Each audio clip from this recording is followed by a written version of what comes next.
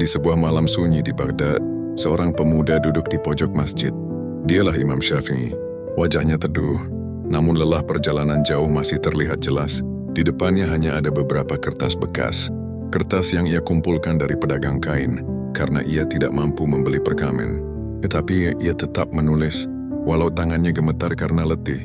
Seorang murid bertanya, "Wahai Imam, kenapa engkau tetap menulis? Bukankah engkau sudah menghafal begitu banyak ilmu?" Imam Syafi'i tersenyum pelan.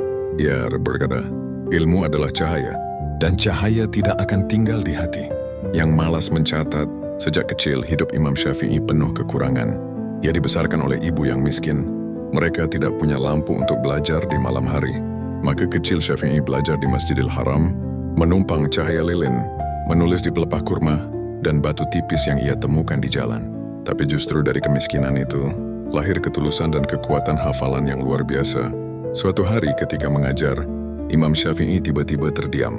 Matanya berkaca-kaca. Ia berkata, "Aku teringat ibuku. Dialah yang membawaku dari Gaza ke Mekah.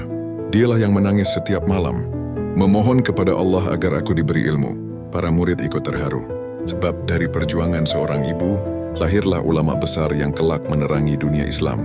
Imam Ahmad bin Hanbal sahabatnya pernah berkata, "Aku tidak pernah melihat orang yang lebih cerdas daripada Imam Syafi'i."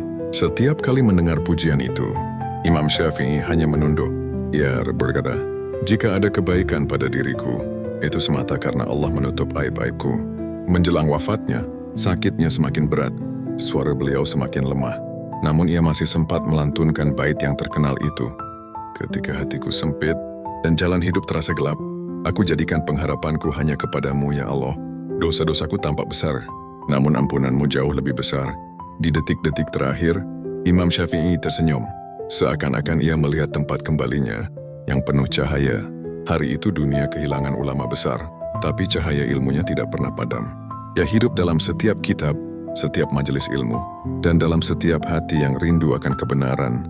Imam Syafi'i mengajarkan kita bahwa kemiskinan bukan penghalang, kelelahan bukan alasan, kekurangan bukan batas. Siapa yang sungguh-sungguh, Allah akan bukakan jalan-jalan yang tak disangka-sangka.